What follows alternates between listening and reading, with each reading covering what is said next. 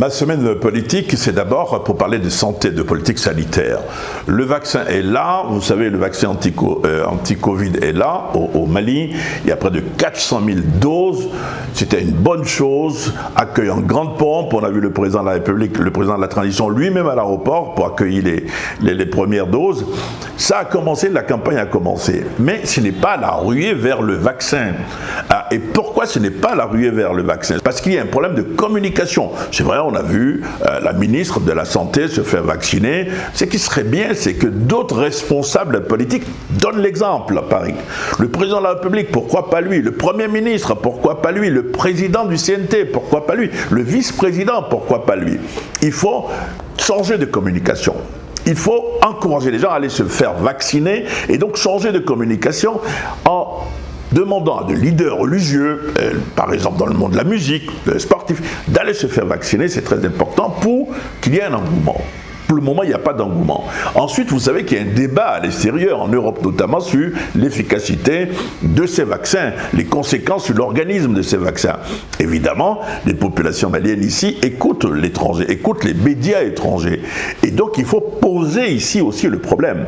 Il faut poser le débat. Il faut clairement, en expliquant, parce que nous avons des scientifiques de haut niveau ici, il y a un comité scientifique qu'on n'entend quasiment pas, qui devrait s'exprimer sur ces choses-là, pour dire voilà pourquoi nous estimons que le vaccin est bien, pourquoi il n'y a pas de conséquences. Donc encourager les gens et calmer les gens, parce que certains ont peur d'aller se faire vacciner.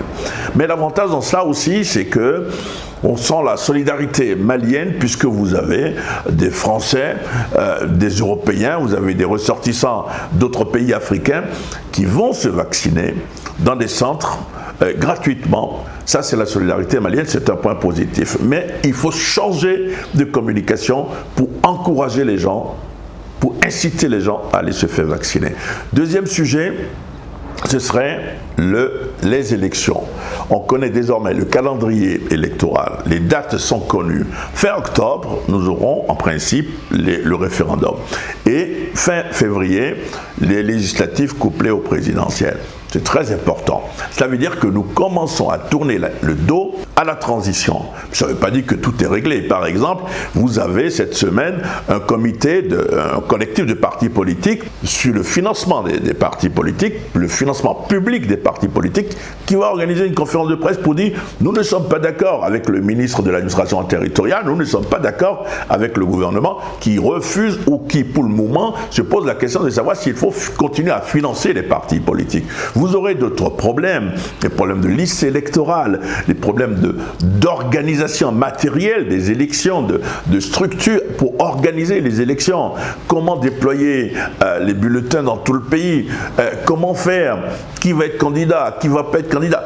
Tous ces problèmes-là vont être posés à un moment, mais c'est important de connaître la date des élections. Mais maintenant, ça ne suffit pas, il faut aller plus loin. On a le COS, par exemple, qui est le comité d'orientation stratégique rattaché au Premier ministre. Les membres sont connus, sont désormais connus. Il faut qu'on aille vite, mais de manière claire, et qu'on puisse s'entendre sur ce que j'appelle un SMIC pour pouvoir faire les réformes politiques et les réformes institutionnelles. Le dernier sujet, j'aurais dû commencer par celui-là d'ailleurs, c'est l'assassinat de Sidi Brahimi Ould Sidati, qui est l'un des responsables de l'ex-rébellion. C'est un enseignant de profession, il était élu dans une localité de Berre, située près de Tombouctou. Il a été exécuté, en fait c'est pas assassiné, il a été exécuté. Il était devant son domicile, des gens sont venus l'abattre, les gens sont partis, il était blessé, il a succombé malheureusement à ses blessures dans une clinique de la capitale. C'est un assassinat contre la démocratie, c'est un assassinat contre le processus de paix, c'est un assassinat, une exécution. Assassinat, à qui profite le crime? À qui profite le crime? C'est une question que j'ai bien envie de poser. Il y a eu une revendication supposée d'AQMI qui a circulé. Elle n'est pas du tout confirmée. Il y a plusieurs thèses, dont celle du règlement de compte, évidemment. Et il faut peut-être voir aussi dans la région de Tombouctou ce qui s'est passé. Les rapports entre les groupes, les rapports au sein d'une même communauté. il faut quand même se souvenir d'une chose, c'est qu'il y a quelques mois, ici à Bamako intramuros, déjà un autre responsable du MAA, Mouvement Arabe de l'Azawad, mais d'une autre tendance, a échappé à un attentat.